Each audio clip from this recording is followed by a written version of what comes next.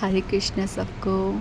आप सब कैसे हो? मैं तो बहुत खुश हूँ क्योंकि मैं ऋषिकेश में हूँ इस टाइम। और मुरारी बापू की कथा सुनी थी कल मैंने। बहुत बहुत बहुत आनंद आया। कथा सुनना सबसे बड़ा फेस्टिवल है, सबसे बड़ा ट्रेजर है ज़िंदगी का।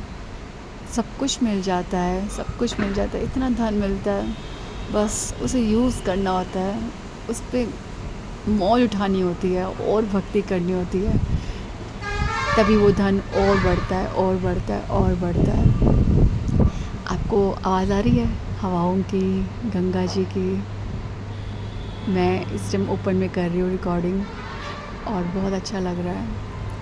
आपको पता है देवभूमि, ये उत्तराखंड, हिमाचल, देवभूमि, इन सबको देवभूमि कहते हैं क्योंकि हिमालय पर्वत पे कैलाश के पास हिमालय पर्वत के पास कैलाश पर महादेव विराजते हैं। उनके ही चरणों में ये सारे पहाड़ हैं, उनके चरणों में ही ये भूमि आती है। कैलाश के पद पर हम उनकी शरण में आते हैं, इसलिए देवभूमि है। और उनकी शरण में आकर हम जिसकी शरण में जाते हैं, हमें उन्हें ग्लोरीफाई करना चाहिए। तो हम महादेव को ग्लोरीफाई करते हैं। तो अभी मैं आपके लिए रुद्राष्टकम गाऊंगी और मैं आपको सच बोल रही हूँ, आप इस रुद्राष्टकम को याद करने की कोशिश करो। और जब तक याद नहीं हो रहा, याद करना मतलब पता है क्या होता है? ऐसे नहीं कि हमें याद करना है। याद करने का मतलब होता है उसे निरंतर श्रवण करो, ठीक है? और ध्यान से श्रवण सुनो उसे, वो अपने आप याद हो जाएगा, कंठस्थ हो जाएगा। तो उसके लिए ज़्यादा प्रयास करने की ज़रूरत नहीं होती, आप बस उसे हृदय से ध्यान से सुनो। रुद्राष्टकम के बारे में अभी तक मैं वहाँ पे पहुँची नहीं हूँ कि ये किस तरह से पूरा मैंने ओरिजिनली खुद नहीं पढ़ा, पर मैंने जो सुना है मैं वो बताती हूँ। कि एक बार काकभूषणी जी जो हैं अपने वहाँ पे महादेव की पूजा कर रहे थे, ठीक है? मंदिर में महादेव की पूजा कर रहे थे। तो उस टाइम पे काकभूषणी जी के गुरु, ठीक है, काकभूषणी जी जो है मनुष्य शरीर में थे, ठीक है? मनुष्य शरीर में जब थे तो महादेव की पूजा कर रहे थे। उस टाइम उनके गुरु आए थे, ठीक है? गुरु आए थे। तो उन्होंने अपने गुरु को उस टाइम प्रणाम नहीं करा, ये सोच के कि वो महादेव की पूजा में लगे हुए हैं, और अपने गुरु को प्रणाम नहीं करा। इस वजह से महादेव बहुत रुष्ट हो गए थे और बहुत क्रोध में आ गए और काकभूषणी जी को श्राप दिया कि तुम काक योनि में जाओ। नहीं, श्राप दिया ये नहीं, काक योनि में जाओ, ये श्राप दिया कि तुम 84 लाख योनि में भ्रमण करो। मतलब कि जिस भक्ति की वजह से वो भगवान के ना सिर्फ मोक्ष बल्कि धाम प्राप्त करने वाले थे, भगवान ने उन्हें श्राप दे दिया कि तुम 84 लाख योनियों में जाओ। तो जब उनके गुरु ये सुनते हैं कि महादेव ने इतना भयंकर श्राप दे दिया मेरे शिष्य को, तो वो बहुत दुखी होते हैं और वो फटाफट महादेव के चरण पकड़ते हैं और ये रुद्राष्टकम गाते हैं, ठीक है? तो रुद्राष्टकम गाते हैं। इसके आगे थोड़ा सा बताती हूँ, फिर अब महादेव प्रसन्न तो हो जाते हैं, तो पर श्राप दे चुके हैं, अब क्या होगा? तो महादेव कहते हैं ये श्राप भी तुम्हारे लिए वरदान होगा, ये श्राप तुम्हारे लिए वरदान होगा। तुम इसी श्राप के कारण तुम श्री राम जी के दर्शन करोगे। श्री राम जी, तो होता क्या है कि जब काकभूषणी जी ऐसे 84 लाख योनियों में जब उनको जाना होता है, तो उस टाइम पे वो काक का शरीर लेते पहले, ठीक है? काक मतलब कौवे का। तो जब राम जी की लीला हो रही होती है, ठीक है, ये रामानंद सागर के उसमें एपिसोड भी आता है, जब वो रामचंद्र जी बाल्यावस्था में क्रीड़ा कर रहे होते हैं, खेल रहे होते हैं, एक रोटी के टुकड़ा ना काकभूषणी जी ना राम जी का खा जाते हैं और भगवान राम जी बालक बन कर के इतना रोते हैं कि मेरा रोटी का टुकड़ा खा गए। बहुत रोते हैं। तब काकभूषणी जी कहते हैं कि महादेव जिन राम जी की बात कर रहे थे ये वो हैं, ऐसे कैसे हो सकता है, ये तो साधारण बालक है, मैंने क्या रोटी का टुकड़ा लिया तो बहुत रोने लग गए, ऐसे कैसे, तो उन्हें संदेह हुआ। पर गुरु और महादेव की जब कृपा हो, हाँ, तो क्या संभव नहीं है, क्या संभव नहीं है। गुरु, अब देखो कि महादेव आप भगवान को प्रसन्न कर रहे हो और गुरु को अपमान कर रहे हो, गुरु का तिरस्कार कर रहे हो, तो भगवान भी आपको स्वीकार नहीं करेंगे। हम गुरु के द्वारा ही भगवान तक पहुंचते हैं, ठीक है। मैं उन लोगों की बात नहीं कर रही जो गुरु को लेकर विमोहित हो जाते हैं, अंधविश्वास करने लगते हैं।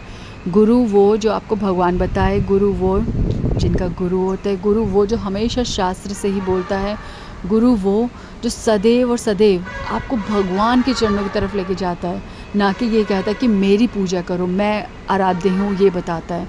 तो इस सब से आप मैच कर लो कि आपके गुरु किससे मैच हो रहे हैं, ठीक है। तो महादेव ने काकभूषणी को श्राप दे दिया क्योंकि उन्होंने गुरु को अपमान करा, भगवान को चूज़ करा, ठीक है।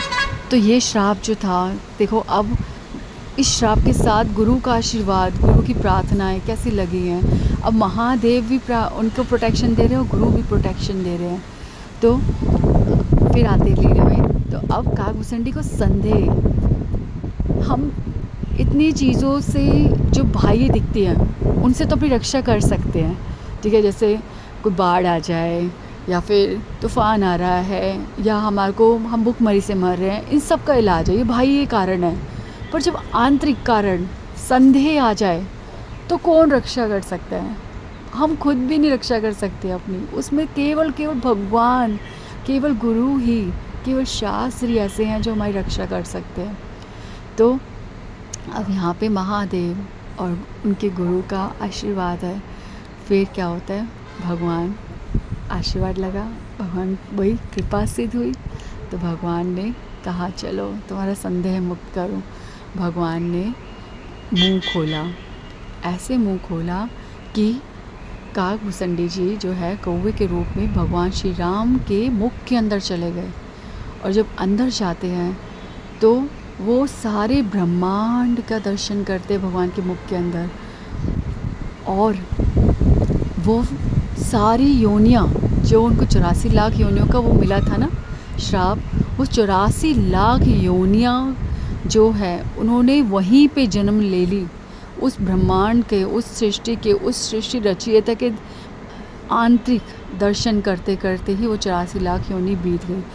तो वही 84 लाख योनि जिसको जीने में हमारे को न जाने कितने कितने कोटि कोटि जन्म लग जाते हैं, वही काकभूषणी जी 84 लाख योनि कुछ क्षणों में जीकर बाहर भगवान के मुख से निकलते हैं। और फिर सदैव सदैव के लिए उनके हृदय से समस्त प्रकार के संदेह खत्म हो जाते हैं। अब काकभूषणी जी ये हृदय में धारण कर लेते हैं कि क्योंकि मैंने इस कौवे के शरीर से भगवान को, गुरु को, भगवान की शक्ति को, भगवान के प्रेम को, भगवान की करुणा को, भगवान की कृपा को समझा है, तो मैं शरीर को कैसे त्याग सकता हूँ। अब मैं सदैव निरंतर इसी शरीर को धारण करूँगा। ना उन्हें मोक्ष की आशा हुई, ना किसी जन्म की, ना धाम की, वो सदैव इस काक शरीर में सदैव सदैव भगवान श्री राम की कथा करते रहते हैं। और काकभूषणी जी आपको पता है कहते हैं कि मानसरोवर के पास अभी भी सदैव कथा करते रहते हैं, सदैव कथा करते रहते हैं। तो ये था काकभूषणी जी। तो अब ये जो रुद्राष्टकम जो है, जो एक गुरु के मुख से निकला था, ठीक है, किसके लिए? काकभूषणी के लिए, उनको श्राप से मुक्त करने के लिए, भगवान को प्रसन्न करने के लिए। और वैष्णव अपराध तो बहुत बड़ा अपराध है, बहुत बड़ा अपराध है, पर गुरु जो होता है वो परम वैष्णव होता है, उसमें सोचो अपराध हो जाए तो हमारी क्या स्थिति रहेगी। तो ये जो रुद्राष्टकम है ये हमें वैष्णव अपराध से मुक्त करता है। और यदि हमारी जो है कोई ऐसी गलती होगी जो गुरु के चरणों में हमने कोई ऐसा अपराध कर दिया है, तो उससे भी हमारी रक्षा करता है। हालांकि ऐसा प्लीज़ कभी नहीं होना चाहिए, पर फिर भी अगर आपको ऐसा लगता है कि आपके भजन में कोई रुकावट आ रही है, आपको समझ नहीं आ रहा क्या कारण पड़ रहा है कि मेरा भजन रुक रहा है, मुझे आनंद नहीं आ रहा, रुकावट हो रही है, तो उस समय में आप महादेव की शरण में जाओ। महादेव ये सुनते ही बहुत प्रसन्न होते हैं, क्योंकि ये क्षमा के लिए हुआ था रुद्राष्टकम। तो महादेव हमारे हृदय में जो भी हमने बाह्य आंतरिक किन्हीं भी कारणों से हमने वैष्णव और गुरु के प्रति जो अपराध कर दिए हैं, वो क्षमा हो जाते हैं, क्योंकि महादेव जो प्रसन्न होते हैं, ठीक है। और भगवान महादेव का नाम सुन के बहुत खुश होते हैं। भगवान अपने भक्तों का ग्लोरिफिकेशन सुन के बहुत खुश होते हैं। तो भगवान को सबसे प्रिय महादेव है। तो भगवान, अगर हमने भगवान के प्रति अपराध कर दिया है, तो भगवान तो यूं ही माफ़ कर देंगे सिर्फ रुद्राष्टकम सुन के। मैं सच बोल रही हूँ, ये बहुत बड़ा मैजिक है, आप इसे ट्राई करना। और एक संत जो मुरारी बापू हैं, वो तो इतनी बड़ी बात कहते हैं कि शंकर शंकर शंकर शंकर शंकर शंकर 108 बार उच्चारण करने से ही समस्त अपराध ख़त्म हो जाते हैं। तो जब तक अगर आपको रुद्राष्टकम याद नहीं हो रहा, हो भी जाए और आपको सरल से सरल करना है, तो शंकर शंकर शंकर, मैं तो 10-20 बार भी बोलूँ ना, मेरे को तभी ऐसा लगता है कि मैं अब बहुत सब कुछ हो गया, बादल छट गए, आकाश बिल्कुल साफ़ हो गया है, अब बस दर्शन, अब बस केवल भक्ति। तो आप इसे ट्राई करना। इसके कॉन्टेक्स्ट में एक और चीज़ है कि नारद मुनि जी की जो मैंने आपको लीला बताई थी ना श्रीवास ठाकुर में, कि नारद मुनि जी जब विष मोहिनी के लिए भगवान को श्राप दिया था, तो ये सब जो थी भगवान की लीला थी। और जब वो माया ख़त्म हो जाती है, भगवान की लीला ख़त्म हो जाती है, तो भगवान उनको जब सब कुछ सत्य का दर्शन कराते हैं, तो नारद मुनि जी बहुत पछताते हैं। फिर बोलते हैं कि भगवान, माना मैं आपने मेरे लिए सब किया था, आप मुझसे रुष्ट नहीं हो, आप मेरा कोई दोष नहीं मान रहे, पर मैं बहुत ग्लानि महसूस कर रहा हूँ, तो इसका मुझे निवारण चाहिए।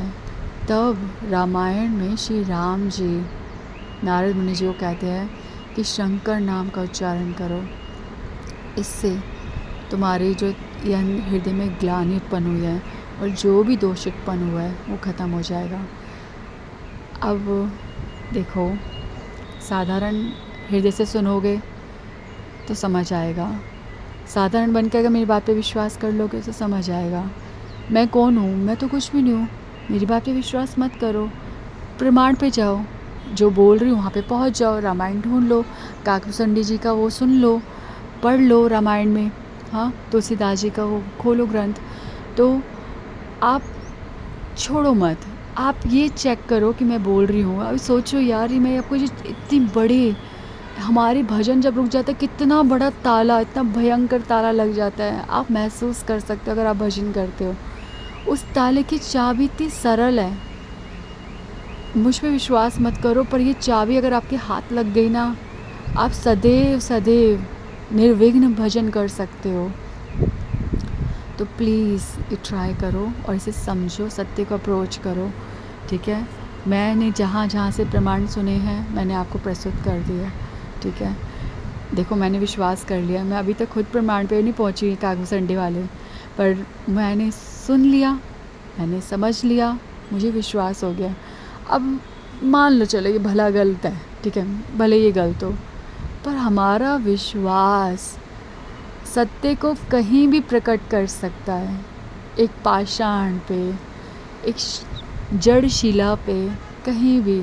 पर ये तो सत्य ही है, ये तो ऑलरेडी एग्जिस्ट कर रहा है सत्य, सिर्फ मानने की देर है। तो सत्य की सुंदरता जब हृदय में आ जाती है ना, ग्रहण हो जाती है, तो जीवन बहुत सुंदर हो जाता है। तो चलो हम शुरू करते हैं। नमामि शमीशान निर्वाणरूपं विभुव्यापकं ब्रह्मवेदस्वरूपं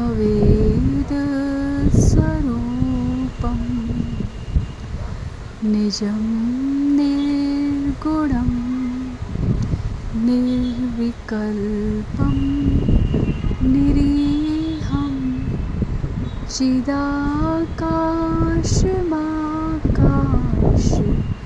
चिदाकाशमाकाशवासं भजेऽहम्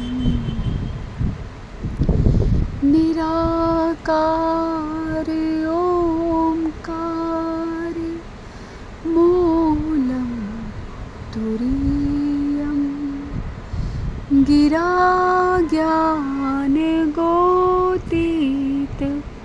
मेषं गिरीशं करालं महाकाल कालं कृपालं गुणागार संसार पारं नतोऽहं नमामि शमीशान्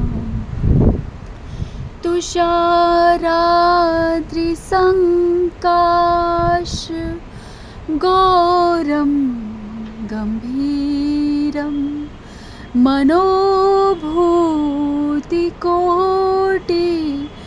प्रभाश्री शरीरं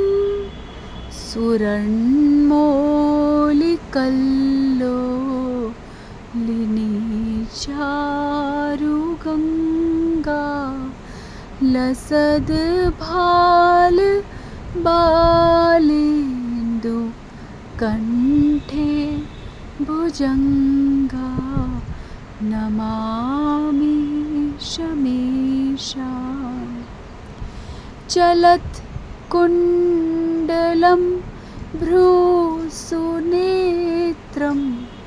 विशालं प्रसन्नाननं नीलकण्ठ दयालं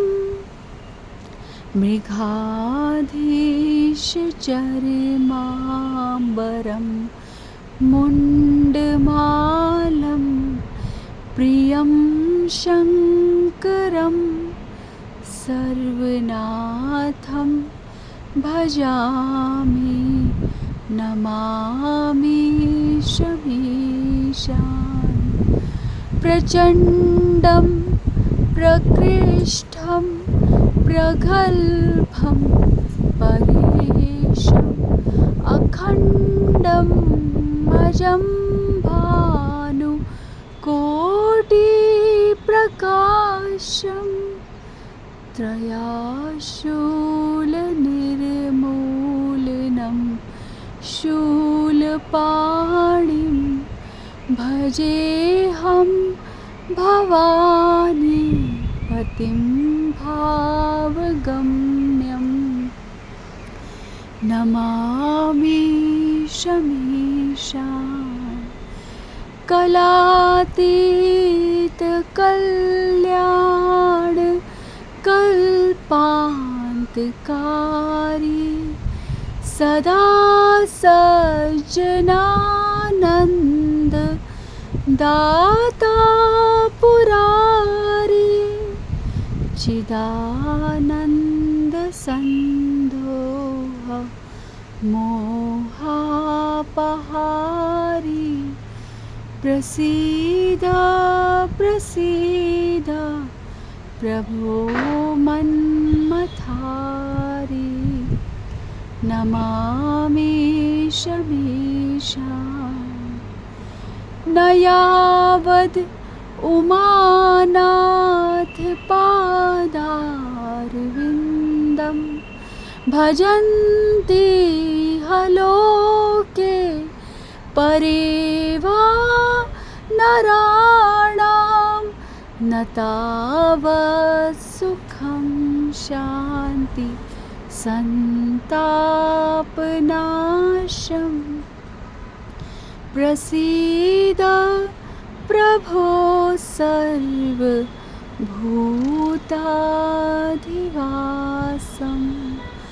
नमामि शमीशान् न जानामि योगं जपं नैव पूजां न तोऽहं सदा सर्वदा शम्भुतुभ्यं जराजन्म दुःखो घटातपि मानं प्रभो पाहि आपन् नमामीश शम्भो नमामीश मीशा।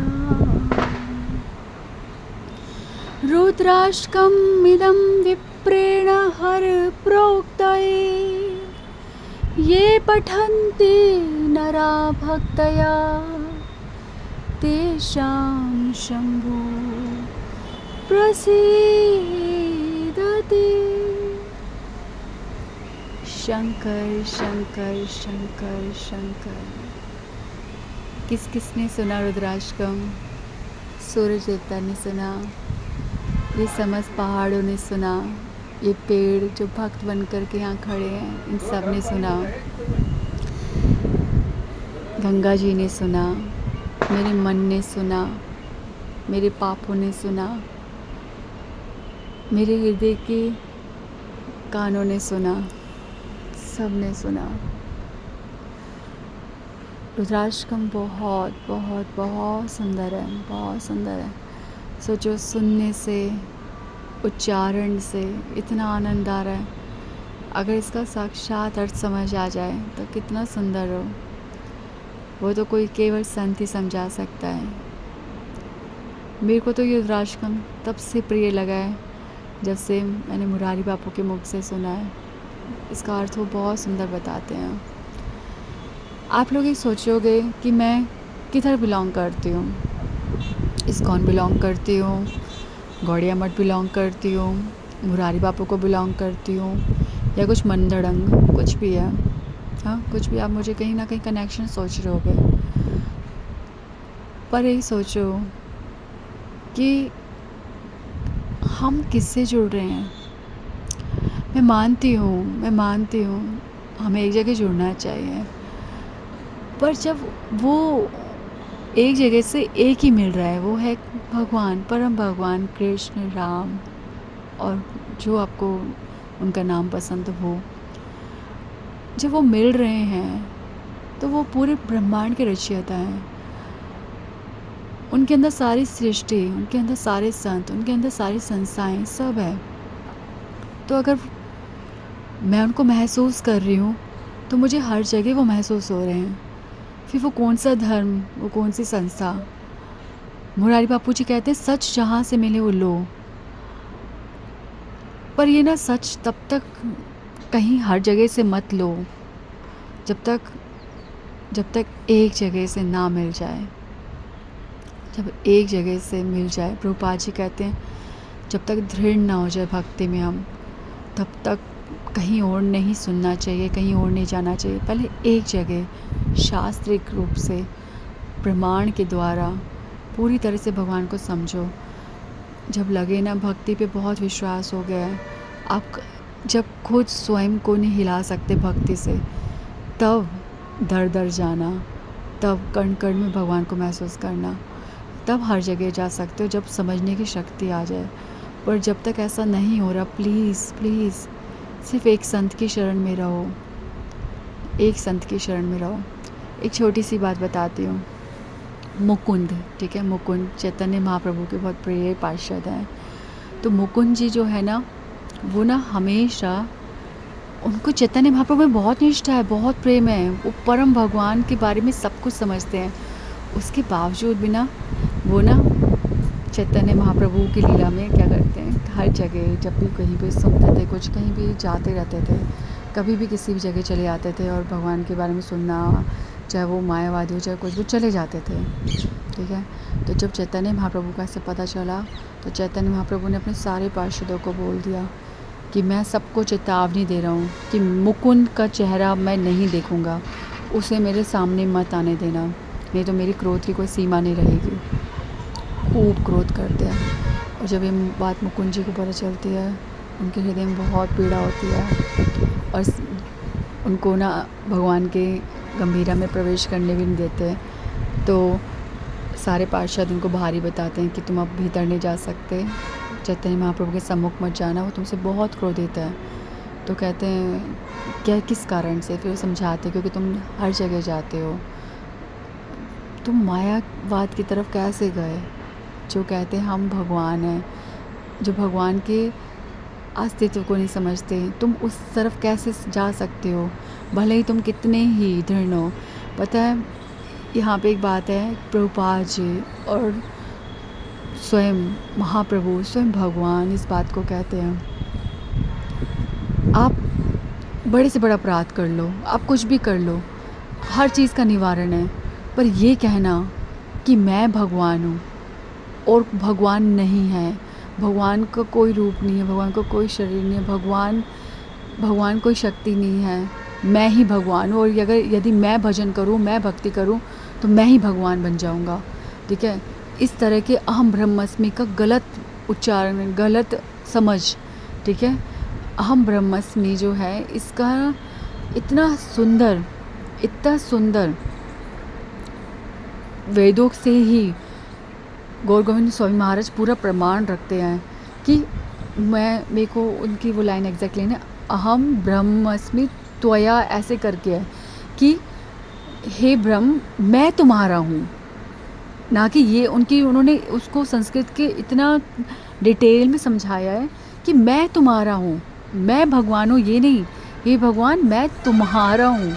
ये धातु परिवर्तन करके उन्होंने इतना समझाया। सिर्फ एक संस्कृत की धातुएं जब परिवर्तित हो जाती हैं तो उसका अर्थ बिल्कुल डिफरेंट हो जाता है, अलग हो जाता है।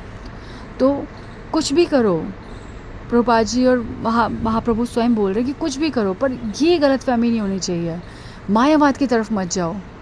यहाँ पे अगर गए तो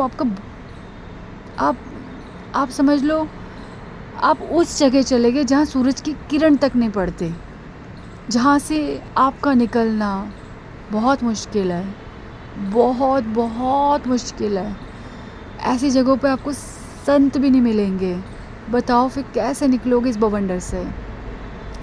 तो चैतन्य महाप्रभु उनका गौर पार्षद जो है मुकुंद जी को, उनका चैतन्य महाप्रभु का मैसेज बताते हैं कि तुम अब दर्शन नहीं पाओगे।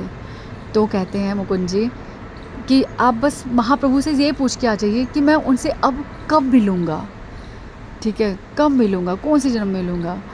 तो महाप्रभु कहते जाओ उसको बोल दो कि अब मैं उसको सहस्त्रों जन्मों के बाद मिलूँगा, सहस्त्रों जन्मों के बाद। तो जब भक्त जाके बताते हैं कि महाप्रभु ने कहा है सहस्त्रों जन्मों के बाद मिलेंगे अब तुम्हारे को, तो बताओ मुकुंद जी क्या करेंगे? रोएंगे? सहस्त्र जन्मों के बाद, इतने हजारों जन्मों के बाद भगवान मुझे मिलेंगे? नहीं, रोएंगे। और उल्टा हुआ। मुकुंद जी नाचने लगे, इतने खुश हुए कि भगवान ने ये बोल दिया, कि मतलब भगवान ने बोल दिया, यानी साक्षात भगवान ब्रह्म ने बोल दिया, यानी सत्य ने बोल दिया। इसका अर्थ है कि वो मुझे मिलेंगे। ये बात सुन के कि वो निश्चित रूप से मुझे मिलेंगे, ये भगवान ने कह दिया। इससे ज़्यादा सुंदर क्या बात हो सकती है? भगवान कह रहे हैं मैं तुम्हें मिलूँगा। कब मिलूँगा? यानी मिलूँगा। और मुकुंद जी इतना नाचते, और जब चैतन्य महाप्रभु भीतर से झाँकते कि मुकुंद तो नाच रहा है, इतना प्रेम उससे, तो महाप्रभु का हृदय पिघल जाता है और वे क्षमा कर देते हैं और चेतावनी देते हैं कि नहीं मुकुंद, इस गली की ओर मत जाना, ये मायावाद की ओर मत जाना। ठीक है, तो ये सब मिलके मैंने आपको बता दिया। इसमें बहुत चीज़ें आ गई आज के टाइम। तो देखो गंगा जी की कृपा, बहुत सुंदर लग रहा है मुझे यहाँ पे, हृदय बहुत खुल जाता है। और थैंक यू सो मच कि आप लोग मेरे पास, मेरे साथ हो। मुझे ऐसा लग रहा है कि मैं किसी से बात कर रही हूँ, भगवान के बारे में कोई सुनने वाला मिल जाए। आप में से कितने लोग हो मुझे नहीं पता, आपको कितने लोग सुन रहे हो। ये जो व्यूज़ आते हैं मुझे नहीं पता ये कैसे काउंटेबल होता है, आप खोल के बंद करते हो या पूरी बात सुनते हो, क्या करते हो मुझे नहीं पता। पर प्लीज़ हाय किस्मत जाग जाए, चाहे मुझसे सुनो या किसी से भी सुनो, सत्य सबके कान में पड़ना चाहिए। जीवन बहुत मुश्किल से मिला है, बस भक्तों का संग, भक्तों की कृपा, भक्ति मिल जाए ना तो जीवन जीने का आनंद आता है। सब एंजॉयमेंट करो, don't don't give up anything. कुछ मत छोड़ो, बहुत एंजॉय करो, बहुत खुश रहो। मैं भी बहुत एंजॉय कर रही हूँ, मैंने कथा सुनी और मैं बहुत एंजॉय कर रही हूँ। ठीक है, आज भी सुनूंगी, बहुत एंजॉय करूँगी। इसमें क्या हुआ, ये सब एंजॉयमेंट भी भक्तिमय हो गया। आप प्लीज़, आप केवल भक्ति करो, भगवान की भक्ति करने पे ध्यान दो। आपको क्या करना चाहिए, आपको क्या नहीं करना चाहिए, ये सब मत सोचो। ये सोचो कि भगवान आपसे क्या कराना चाहते हैं। अपने आप मन भड़म कुछ भी प्लान मत करो, ये छोड़ना है, वो छोड़ना है, वो मुझे डिस्ट्रैक्ट कर रहा है, ये डिस्ट्रैक्ट कर रहा है। आप अपने आप को डिस्ट्रैक्ट मत करो, ये इम्पॉर्टेंट है। आप एंजॉय करो भक्ति को। क्या छूटना है, क्या नहीं छूटना, उस पर छोड़ दो। जब वो छूटने पे आएगी ना कोई चीज़, आप खुद भी नहीं पकड़ पाओगे। और अगर वो छूटनी नहीं है तो कितना छोड़ने की कोशिश कर लो, हारते रहोगे, फिर डिसपॉइंट हो जाओगे, निराश हो जाओगे, फिर सोचोगे मैं भक्ति नहीं कर सकता। That's not good. Don't waste time पछतावे में, अपने आप प्रयास करने में छोड़ दो, सब कुछ छोड़ दो। मुझे पता था कि मैं यहाँ आऊँगी, मुझे पता था कि मैं कथा सुनूँगी। मैंने कुछ भी नहीं सोचा था, अचानक से देखो कैसे हो गया। मुरारी बापू की कथा की लिस्ट आती, पता उसमें ये ऋषिकेश की कथा नहीं थी, अचानक से हैपनिंग हुई, अचानक से कथा हो रही है, अचानक से पता चला, अचानक से हाय। क्या होना है क्या नहीं होना नेक्स्ट मोमेंट में कुछ नहीं पता हमें। Live at the present moment.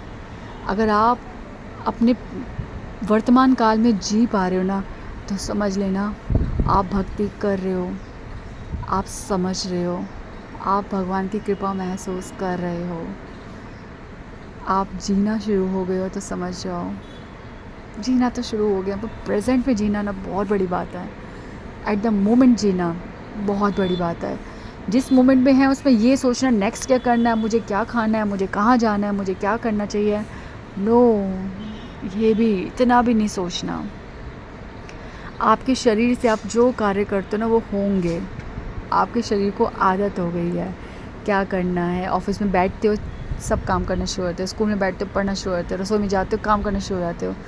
ये सब नेचुरली हो जाता है, हमारी इंद्रियों शरीर को सब आदत है। ये सब छोड़ दो, सोचना छोड़ दो, सब कुछ होगा, अपने आप होगा। Everything works itself. तो Hare Krishna, thank you so much for your beautiful association. आप सुनो या आप कितने लोग भी सुनो, मेरे लिए तो एक कान भी काफ़ी है। मेरे लिए तो ये भ्रम भी काफ़ी है, झूठ भी समझ के मैं बैठ जाऊँ कि कोई सुन रहा है मुझे, मेरे लिए बस काफ़ी है। मुझे बस हौसला मिलता है कि मैं किसी को सुना रही हूँ, कोई सुन रहा है मुझे, बस मज़ा आ रहा है। हरे कृष्णा, बाय, जय गंगा मैया, हर हर महादेव।